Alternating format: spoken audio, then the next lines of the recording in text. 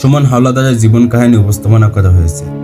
সুমন হাওলাদার 1995 সালের 15ই মে বাংলাদেশের বরিশাল বিভাগের একটি ছোট্ট গ্রাম খুসনিছড়া সুমন হাওলাদারের জন্ম হয়।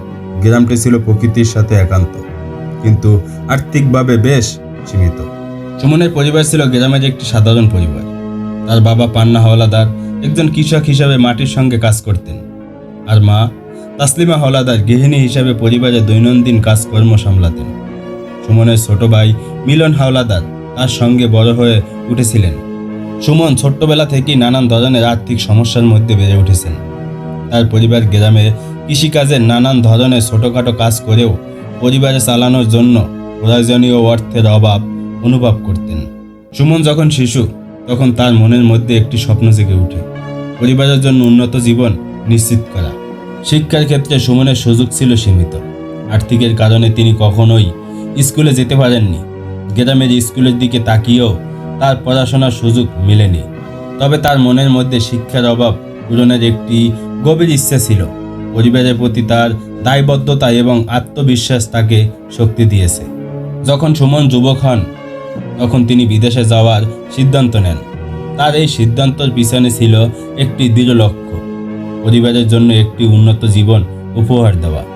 বিদেশ যাওয়ার জন্য প্রস্তুতি নেওয়ার পর সুমন অনেক ধরনের সমস্যার সম্মুখীন হন। নতুন দেশ, নতুন ভাষা, সংস্কৃতি এবং কাজের পরিবেশ ছিল তার জন্য চ্যালেঞ্জিং। প্রথম দিকে সুমন বিভিন্ন ধরনের কাজ করেন।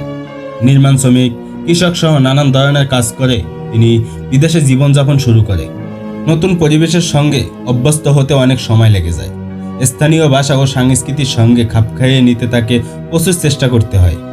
প্রবাস জীবনের শুরুতে তার উপার্জন কম ছিল এবং অনেক সময় জীবনযাপনের চ্যালেঞ্জ মোকাবেলা করতে হয়েছিল। সুমনের পরিশ্রম এবং দৃঢ় মনোভাব তাকে একাধিক সুযোগ এনে দেয়।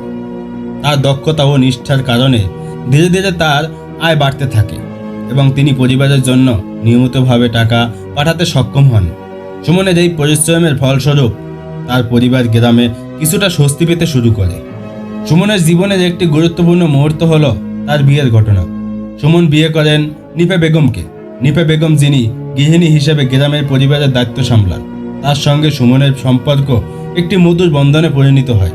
তাদের একটি কন্যা সন্তান হয়, যার নাম রাখা হয় লামিয়া আক্তার মিম হাওলাদার। লামিয়া আক্তার মিম, যিনি একটি স্নেহময়ী কন্যা, তার মায়ের সঙ্গে গ্রামে বসবাস করে এবং লেখাপড়া করে। সুমনের পরিবার যদিও আর্থিকভাবে কিছুটা উন্নত হয়েছে, তবুও প্রবাস জীবনের কারণে সুমন তাদের সাথে প্রায় দেখা করতে পারেন না। তবে তিনি নিয়মিতভাবে তাদের জন্য অর্থ পাঠান এবং ফোনের মাধ্যমে তাদের সঙ্গে যোগাযোগ রাখেন। সুমনের প্রবাস জীবন একেবারে সহজ ছিল না। নানান ধরনের কষ্ট ও সীমাবদ্ধতা সহ্য করে সুমন তার প্রবাস জীবনের চ্যালেঞ্জগুলো মোকাবেলা করে। তার শ্রম ও অধ্যবসায় তাকে সফলতা অর্জনের সহায়তা করে এবং তার পরিবারের জন্য একটি ভালো জীবন গড়ে তোলার চেষ্টা করেন। সুমনের প্রবাস জীবনে প্রতিদিন একটি নতুন চ্যালেঞ্জ নিয়ে আসে। তাকে বিভিন্ন জাতির মানুষের সঙ্গে কাজ করতে হয়, বিভিন্ন ভাষার সাথে পরিচিত হতে হয় এবং প্রতিদিন নতুন কিছু শিখতে হয়। কিন্তু সুমন তার লক্ষ্যকে সামনে রেখে কাজ করেন এবং পরিবারের সুখের জন্য সর্বোচ্চ চেষ্টা করেন। তার কষ্টের মাঝে সুমন একটি শান্তি ও প্রশান্তির অনুভূতি পান। যখন তার পরিবারের সদস্যরা সুখী ও সুস্থ থাকে, তার সংগ্রাম ও ত্যাগের মাধ্যমে সুমন তার পরিবারকে একটি উন্নত জীবন উপহার দিয়েছেন এবং তাদের ভবিষ্যতের জন্য একটি শক্ত ভিত্তি তৈরি করেছেন। সুমনের জীবন একটি উদাহরণ, যে কঠোর পরিশ্রম, দৃঢ় মনোবল এবং আত্মত্যাগের মাধ্যমে যে কোনো কঠিন পরিস্থিতির মোকাবেলা করা সম্ভব।